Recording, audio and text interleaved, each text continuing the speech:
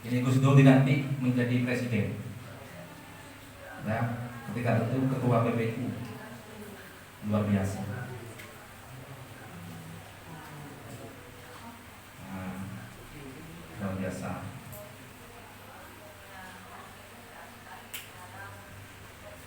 Habis itu hanya sekitar saja karena suaranya nanti saya buka kepada materi. Ini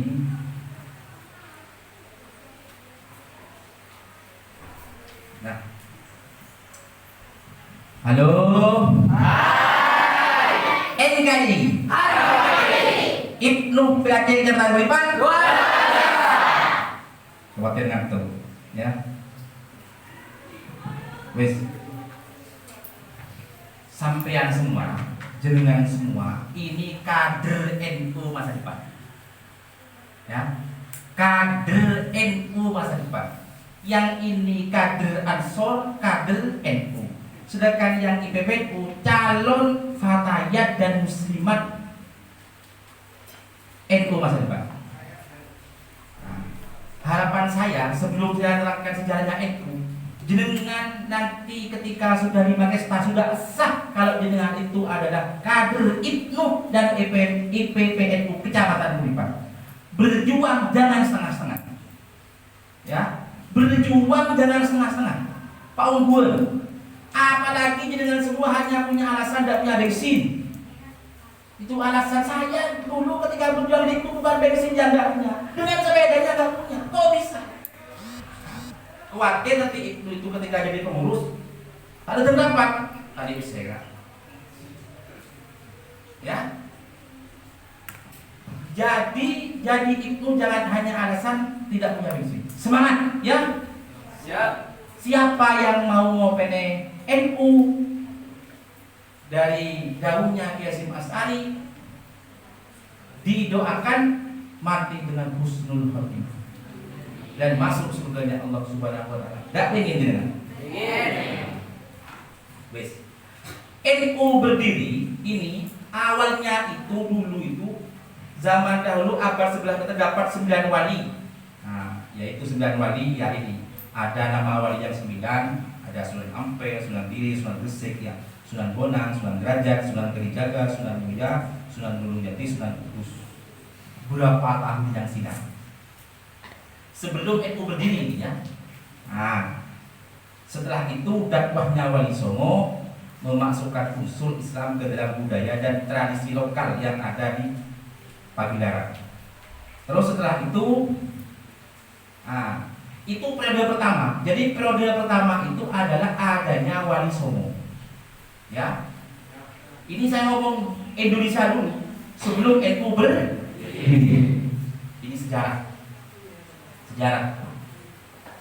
Jadi dulu ini Indonesia itu gak ada dulu. Yang ada apa? Nusantara. Ketika itu zaman kerajaan. Ada Majapahit, ada itu sudah ya. Zaman kerajaan itu tidak ada Indonesia itu dulu. Yang ada Nusantara. Nah, periode pertama Islam masuk ke Indonesia itu melalui dakwahnya Wali Songo. Ya. Nanti kalau udah paham tanya. Jadi periode pertama Islam ini di Indonesia, di Nusantara ini adalah masuknya para Wali Songo. Ada yang masuk dari Cina, ada yang lewat dari pedagang, ya, ada yang lewat dari dakwahnya itu, seperti Sunan Gunung Jati dakwah melalui pernikahan di Cirebon itu. Ya, itu periode pertama. Periode kedua tahun 1900 ini oleh Ki Hodel Bangkalan, Kiai Hasyim Asy'ari, Kiai Wakusuko, Kiai Bisri Samsuri, Kiai Nawais Dogri, Kiai As'asul Arifin dan para kiai-kiai lainnya. Ini periode kedua. Tapi belum terbentuk NU ini. Nah. Terus pada tahun 1926 ini apa namanya? Ada organisasi sebelum Indonesia sebelum NU berdiri resmi juga ada sebelum terbentuk NU ya. Ada terdiri dari Nahdlatul Tujar, kebangkitan dagang. Jadi bagian yang Ahlus Sunnah wal Jamaah itu yang berdagang kumpul sama dagangnya. Namanya Nahdlatul Tujar. Ada taswirul afkar. Apa haluan Ahlus Sunnah wal Jamaah yang berpendidikan madrasah itu namanya taswirul afkar. Ini sebelum NU berdiri. Perlu catat ini. Jadi sebelum NU berdiri. Setelah 1924 ini asalnya itu di Arab Saudi, itu kerajaannya ini memberlakukan satu mazhab di tanah Hijaz serta memaksakan ajaran Wahabi. Jadi asalnya itu ada Wahabi di Arab Saudi. Akhirnya khawatir Wahabi itu sampai masuk ke Indonesia.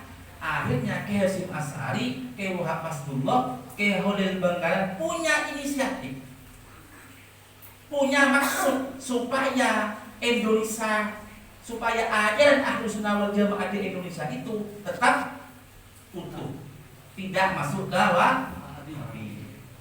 Begitu. Nah, ini ajaran Wahabi ya. Terus pada tahun 19 ya 1916 ini lahirnya Nahdlatul Wathon, bukan Nahdlatul Ulama. Nahdlatul Wathon itu kumpulan para dita tanah. Ini luar biasa, ini perjuangan luar biasa. Ini sebelum lahir NU sudah ada Nahdlatul Wathon, Nahdlatul Tujar, Taswirul Afkar. Ini semua berkumpul, semua haluan Ahlus Sunnah wal Jamaah itu berkumpul menjadi satu.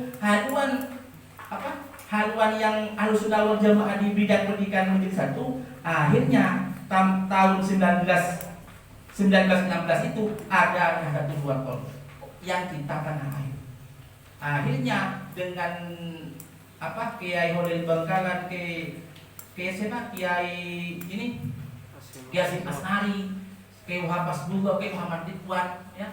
Tahun 1926 lahirnya Nahdlatul Ulama.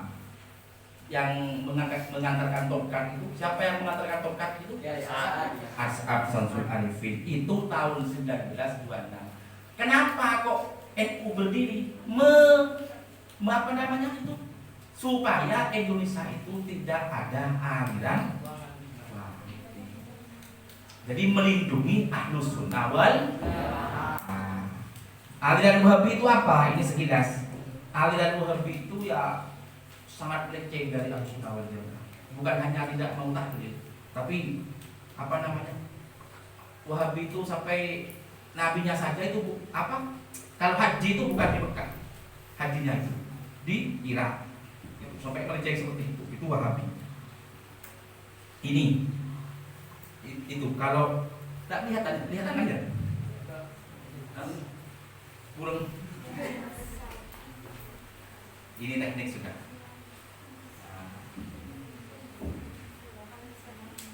Ini NU berdiri jadi menanggulangi supaya Ahlus Sunnah wal Jamaah tetap utuh dan berdiri kokoh di bangsa Indonesia. Ini aswaja silah-silahnya sampai ke Nabi. Itu kalau Wahabi. Kalau aswaja Ahlus Sunnah wal Jamaah. Silah-silahnya sanad ya. Yang pondokan itu kan ngerti sanad itu aliran. Kalau yang Wahabi terputus.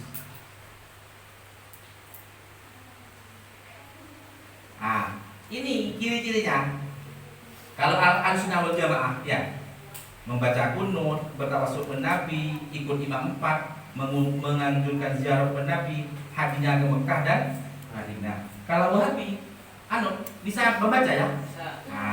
Wahabi meninggalkan badan kunut, dianggap kafir bila bertawassul kepada Nabi Muhammad yang tidak sealiran darahnya halal untuk dibunuh. Jadi kalau Wahabi itu biasa begini, kafir, neraka. Biasa seperti itu.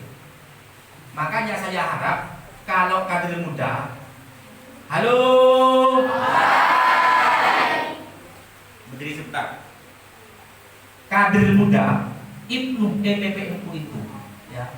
Kalau ngaji itu jangan ngaji ke medsos, ya. Jangan ngaji ke YouTube, jangan ngaji ke Facebook, jangan ngaji ke Google, ke Mbak Google itu. Nah, ini saya khawatir ini. Kader muda itu biasanya yang dipegang HP terus kan? Gak punya data minta, gak punya data minta lagi. Alasannya apa? Daring ibu, daring. Ya, daring mak. Mau daring itu sudah data, mau jadi daring, mau tak daring. Kita pelajarannya Pak Guru tidak nyambung saya.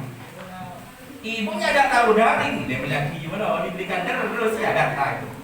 Ternyata bukan daring, kamu yang nonton YouTube, ya Facebook, Twitter dan lain-lain. Kalau ngaji kader muda itu dicek dulu kebenarannya. Jangan biasa menyebarkan info-info yang hoax. Apa hoax? Cocok. Ya, gigi nih, sampai berseri. Siap. Dan gigi pun berseri. Tempat menolong. Ya, jadi jangan biasakan mengaji di medsos, YouTube, Facebook dan lain-lain. Ngaji di mana? Yang ada sanadnya, yang tidak putus sanadnya sampai ke Nabi Muhammad SAW. Yang sanad yang tidak terputus itu hanyalah aliran Ahlus Sunnah wal Jamaah. Jelas, mari kanjeng Nabi Abu Bakar, Umar, Utsman, Ali sampai Sayyidina Husain sampai al ulama warasatul anbiya, sampai pewaris para nabi itu al ulama sampai sekarang. Buktinya hari ini berapa ribu yang hafal Al-Quran kalau Islam? Berapa ribu di luar yang hafid Al-Quran? Ya, banyak kan? Luar biasa itu. Mana ada aliran lain atau agama lain yang hafal Alkitabnya? Mana? Tidak ada. Yang ada itu di Islam, hafal Al-Qurannya. Di sini tidak banyak, di Kecamatan Muipan. Tidak usah ngomong Indonesia, tidak usah ngomong ke luar negeri. Di Kecamatan Muipan banyak yang hafal.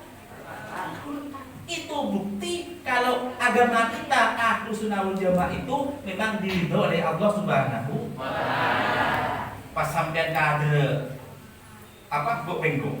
Nah, jin ke YouTube. Iki lelo. Karena terlalu banyak ngaji YouTube, tapi neraka. TV tak ada.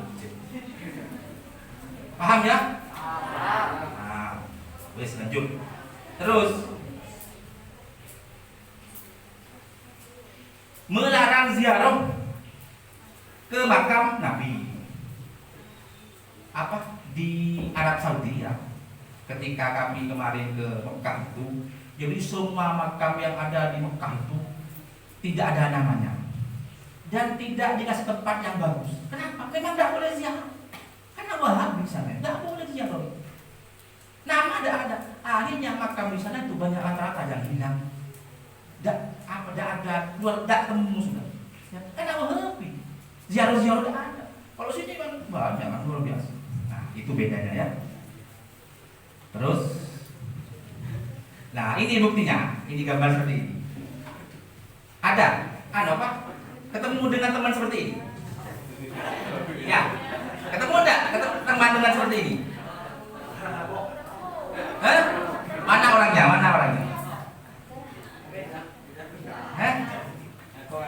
Pernah ketemu enggak dengan teman seperti ini? Orang luar siapa? Dia seperti ini sudah. Ini ciri-cirinya.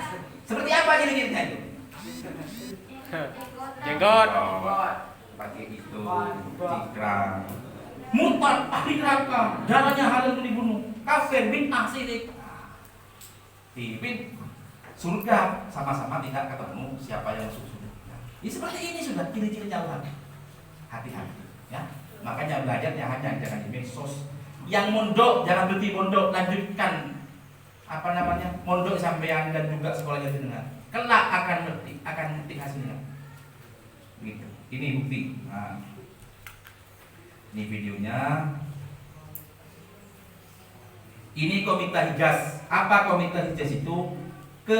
Komite Hijaz itu adalah penyampaian Kiai Hasyim Asy'ari kepada Mekah itu karena makamnya Nabi Muhammad mau dibongkar. Akhirnya diprotes kepada Raja Ibnu Saud yang memprotes Kiai Masari.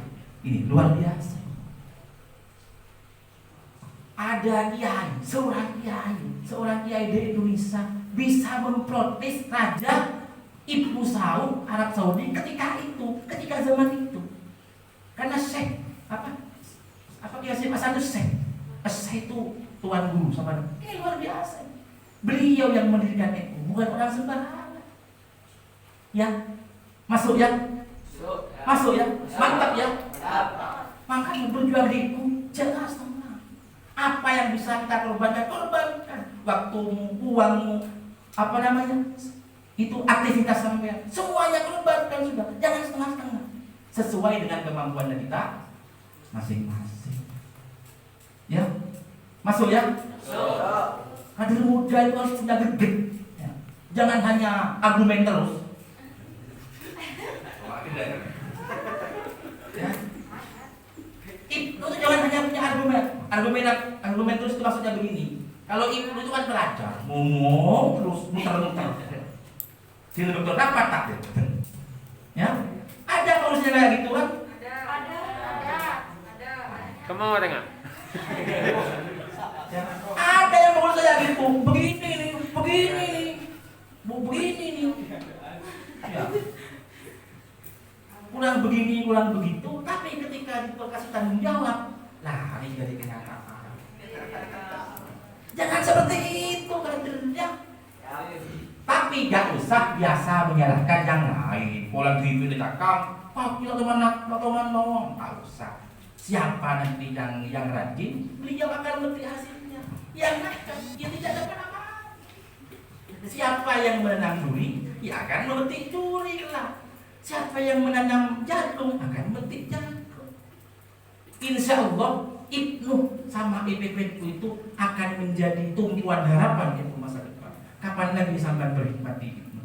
Kalau hari ini dengan Ibnu jadi orang yang luar biasa di Ibnu, insya Allah sampai NU akan jadi orang yang luar biasa.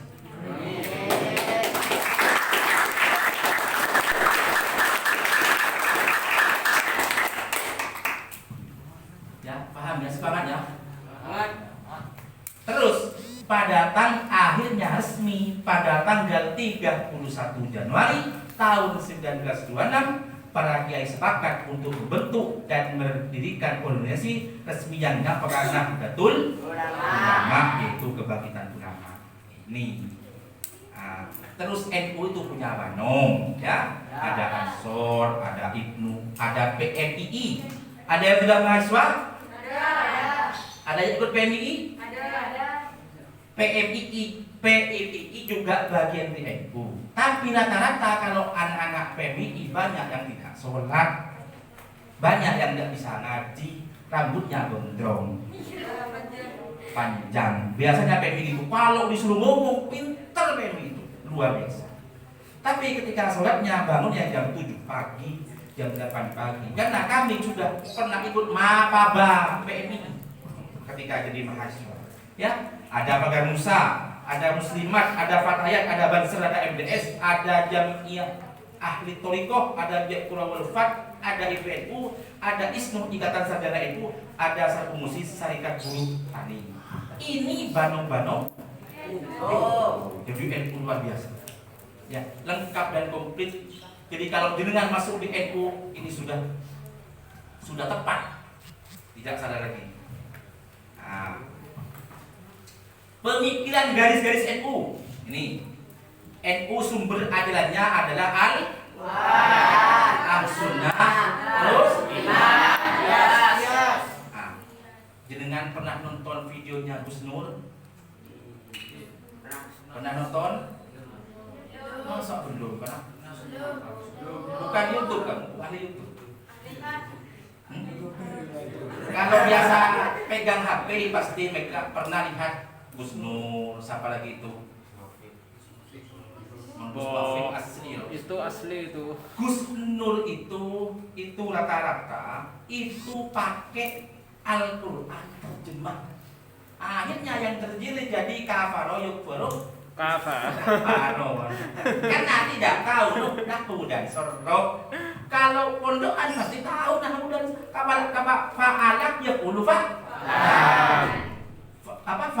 yaf'ul fa'al wa fa'alahu fa'il. Jelas karena tahu nahwu dan sorf.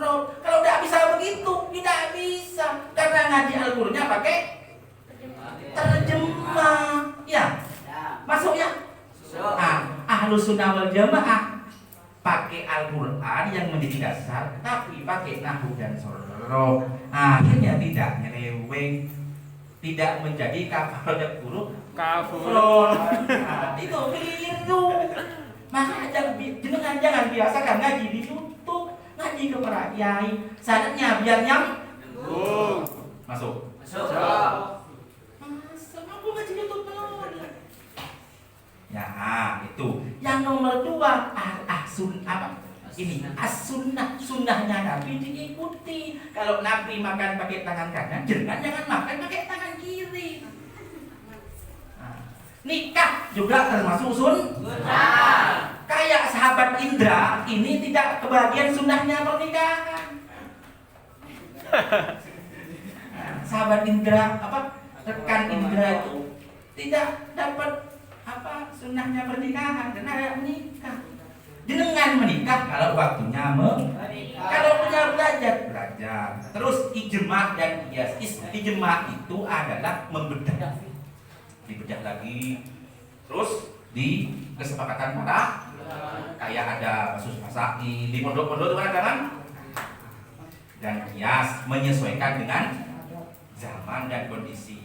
Dulu sendok tidak ada loh ya. Tidak ada. Ketika zaman Nabi, halo. Dulu sendok tidak ada. Sekarang sendok itu bid'ah. Ya bukan begitu, bid'ah itu ada 2. Ada itu. Kalau jangan nggak mau orang kafir, kamu kafir, ini orang kafir. Tapi handphone buatan orang kafir dipakai, tidak nyambung. Ya, kamu kayak kemarin Pak, ini Ahok ini kafir. Tapi buatan orang Cina, sepedanya dinaiki, mobilnya dibawa. Kalau kamu tidak mau orang kafir, jangan dinaiki mobilnya dong. HP-nya jangan dipakai, laptopnya jangan dipakai. Pakai apa? Pakai galagil tuh di situ.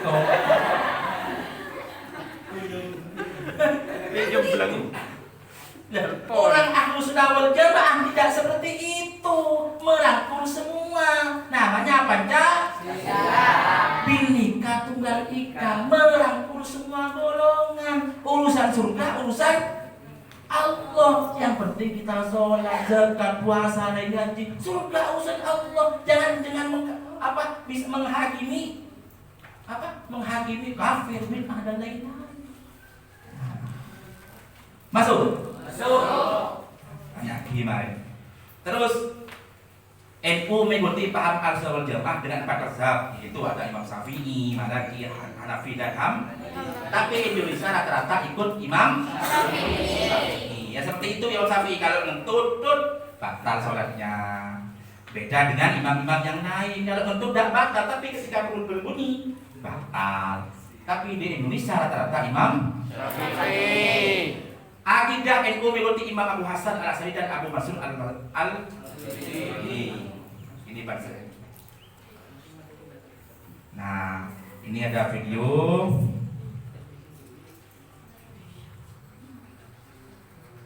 Kalau ada dengarannya ya.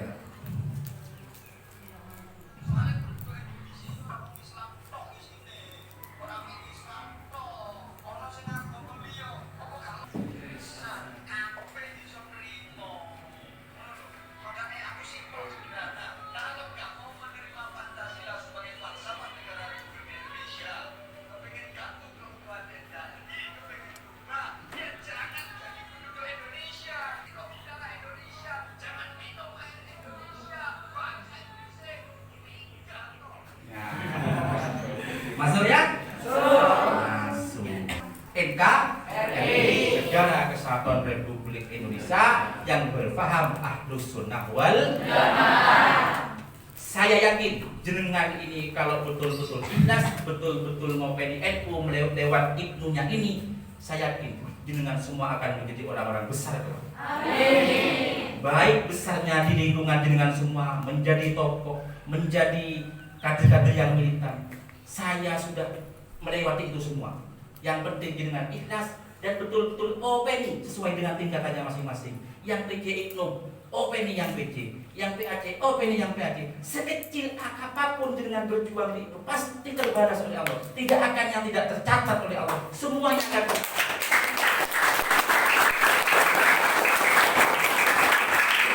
Jadi jangan setengah-setengah. Saya jadi menetes kadang-kadang air mata ketika saya masih jadi ketua PAC IPNU tahun 2007. Tidak ada yang mau MWC ketika itu tidak bisa disentuh. Kader-kader yang lain asal tidak ada. Saya kadang-kadang ketika di IPNU ketika itu sendirian dan begini ditolak, begini punya orang ditolak. Tidak ada. Ini sudah luar biasa. Ansurnya hari ini di Ujung Nangkulipan banyak, NU-nya sudah banyak. Itu pasti ada dengan cara dulu. Ya, pokoknya betul-betul openi IPNU sesuai dengan tingkatan masing-masing. Mudah-mudahan kita semua berakhir dengan husnul khotimah. Selamat belajar, berjuang dan mungkin itu sudah sebagai pengantar dari saya, sebagai urian dari materi NU yang kami bawakan. Selanjutnya mungkin sesi tadi saya berikan ke moderator dulu. Baiklah, untuk rekan dan rekanita, apabila ada pertanyaan yang kurang jelas monggo ditanyakan, karena kami akan membuka sesi pertanyaan 2 saja untuk IPNU 1 dan untuk IPPNU 1. Monggo. Sebutkan nama dan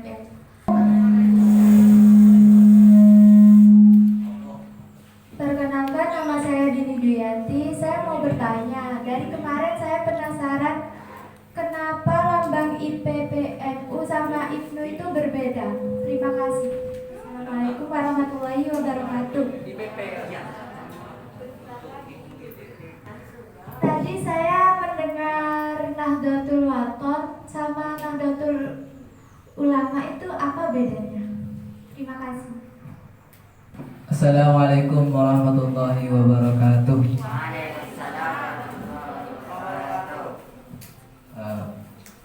Saya perkenalkan, nama saya Rekan Ahmad Fauziani. Ingin bertanya,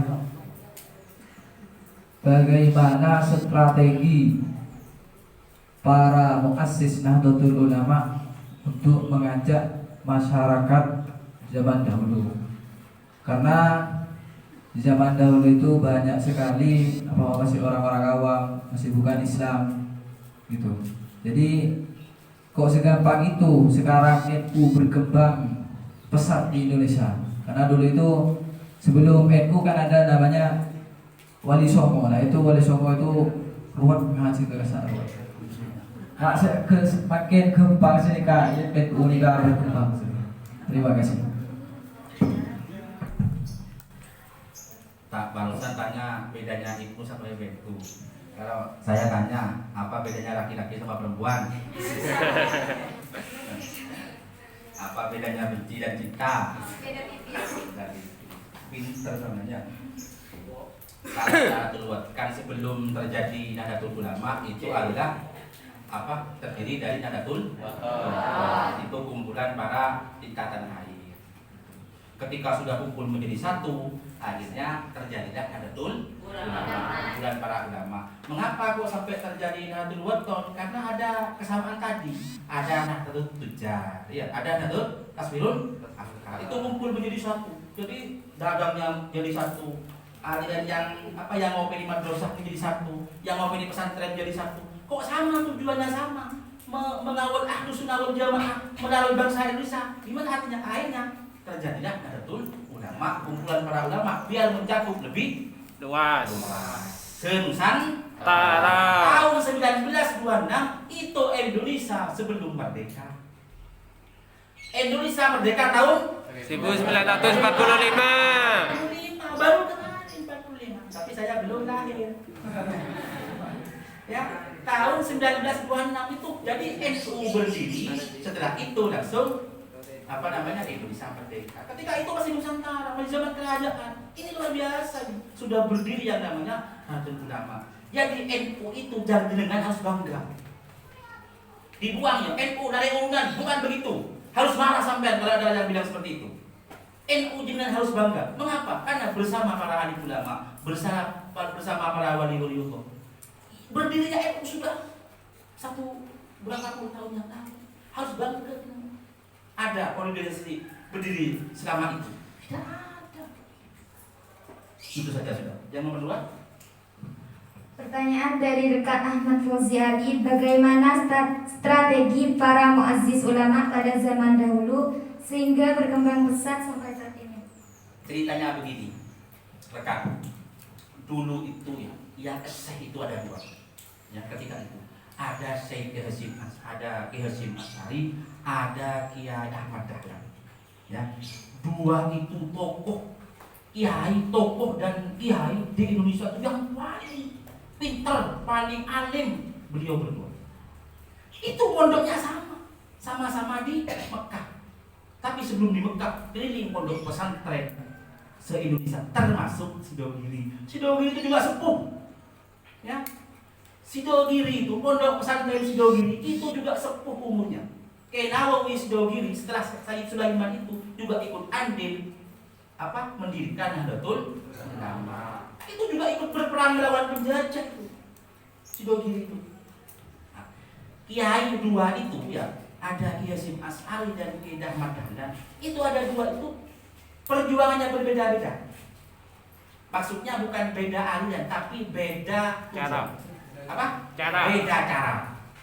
Kalau Kiai Hasyim Asy'ari itu mau kiai kampung, kiai pedalaman, kiai yang tidak begitu paham agama, itu yang mau Kiai Hasyim Asy'ari lewat sampai ke pelosok desa-desa. Makanya sedangkan Kiai Ahmad Dahlan itu mau perjuangannya lewat orang-orang kota. Akhirnya ketika seperti itu, Kiai Ahmad Dahlan itu mengaktifkan Muhammadiyah, sedangkan Kiai Asy'ari mengaktifkan NU sampai ke pelosok-pelosok desa. Nah, hari ini berbeda lagi. Kenapa? Yang NU kadang-kadang hari ini lemah manajemen dan lain-lain. Karena orang desa itu walaupun berjuang, tapi administrasinya tidak ada. Kenapa? Karena kemampuan sumber daya manusia mulai sejak dulu memang seperti itu. Sedangkan di Muhammadiyah hari ini perjuangannya kurang, tapi administrasinya dan manajemennya luar biasa. Sampai aset-asetnya jelas. Begitu. Kemarin ada yang tanya orang NU itu, Gus Dur, Gus, kalau ngomong Jawa ya, kalau ngomong bahasa Indonesia, Gus, kalau di Muhammadiyah itu Gus ya, semua madrasah, semua rumah sakit itu ada namanya Gus. MI Muhammadiyah, rumah sakit Muhammadiyah. Tanyanya gitu Gus Dur, karena Muhammadiyah ada namanya. Kalau NU mana Gus? Katanya. Apa jawabnya Gus Dur? Kalau NU yang tidak ada namanya berarti itu punya NU semua. Karena jadi yang tidak ada namanya itu punya NU semua gitu. Buktinya hari ini betul. Genggong. Mana Genggong itu ada MTS Genggong, MTS NU Genggong. Nurul Jatid NU. Tidak ada label, tapi rata-rata Probolinggo itu pesantren-pesantren besar rata-rata orang ini luar biasa. Mengapa kok bisa begini? Ini orang NU dulu itu berjuang bukan hanya di desa, bukan hanya di pergerakan, tapi apa? Dari segi Riyadhah, ya, dari segi Riyadhah ini perjuangannya luar biasa. Kayak Kiai Hasyim Arifin itu mengantarkan tasbih dan tongkat ke Bangka jalan kaki dari Madura ke Jombang itu. Jenengan naik sepeda semua sekarang, dengan bensin minta emak. Jadi apa? Ya, geriloknya kurang. Jadi orang dahulu luar biasa, tirakatnya luar biasa. Makanya mau ketua waktu siapa yang tidak mau anak buahnya, ya Riyadhah ya, begitu. Tirakat, ya Riyadhah namanya. Belajar tidak bisa, ya tirakat melalui mendekatkan diri kepada Allah. Ini yang NU semakin besar. NU semakin besar. Aneh NU ini, anehnya kenapa? Bayarannya ada, gajinya ada, SK banyak. Tapi menurut yang sampai barusan luar biasa. Di mana-mana ada NU sampai ke cabang istimewa luar negeri ada. Ini luar biasa. Ini makanya yang paling masuk menjadi NU ini adalah didoakan sama Kiai Hasyim Asy'ari kalau kita berjuang di NU mudah-mudahan berakhir dengan husnul.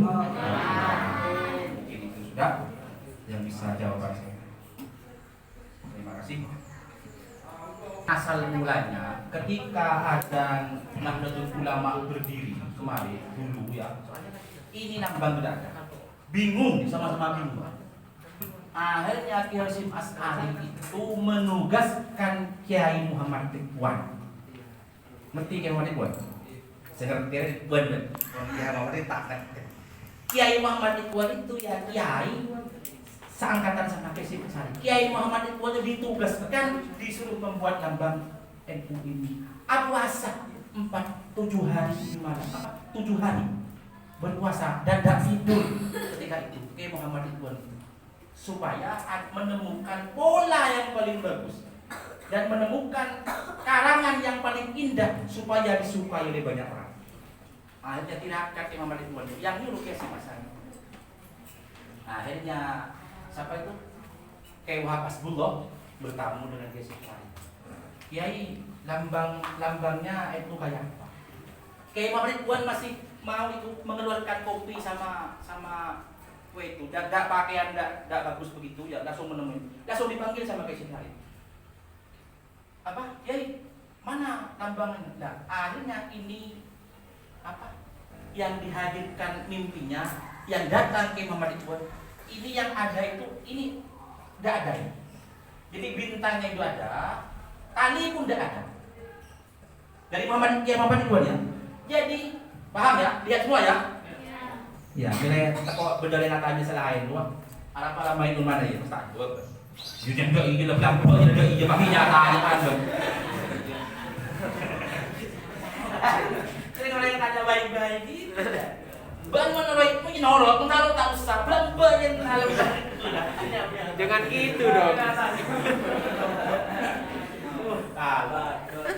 Ya, jadi ini ya perlu ini tidak ada, bintang tidak ada, ini tidak ada, tali pun tidak ada, yang ada hanya bumi. Jadi mimpinya katanya itu gambar bumi.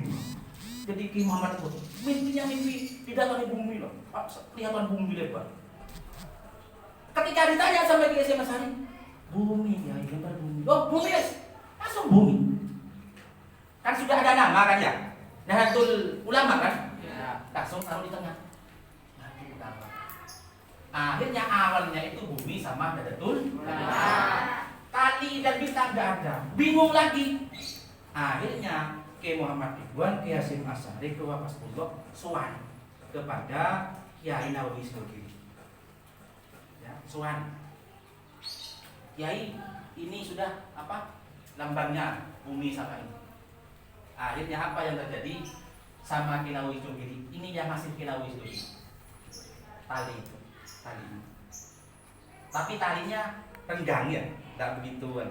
Ini namanya satu kesatuan. Jadi negara Nusantara ini kesatuan Nahdlatul Ulama, tapi kondisi renggang, tidak terlalu ini talinya. Mengapa? Bisa merangkul semua.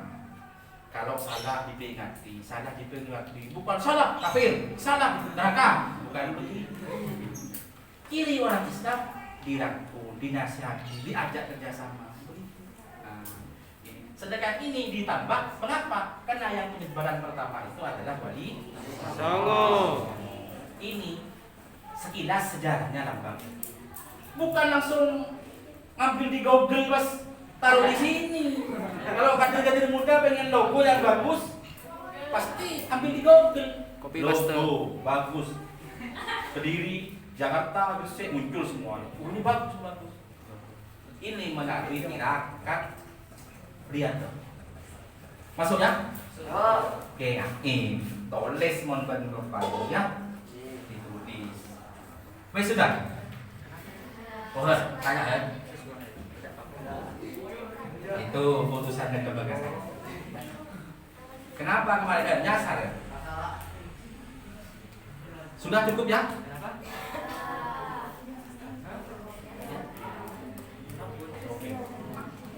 Kesimpulan kesimpulannya bahwa NU didirikan pada tanggal 31 Januari 1926 Masehi oleh Kiai Hasyim Asy'ari dan bersumber ajaran pada Al-Quran, As-Sunnah, Ijma' dan Qiyas. Dan kami akhiri materi pada hari ini. Saya sebagai moderator. Assalamualaikum warahmatullahi wabarakatuh. Waalaikumsalam.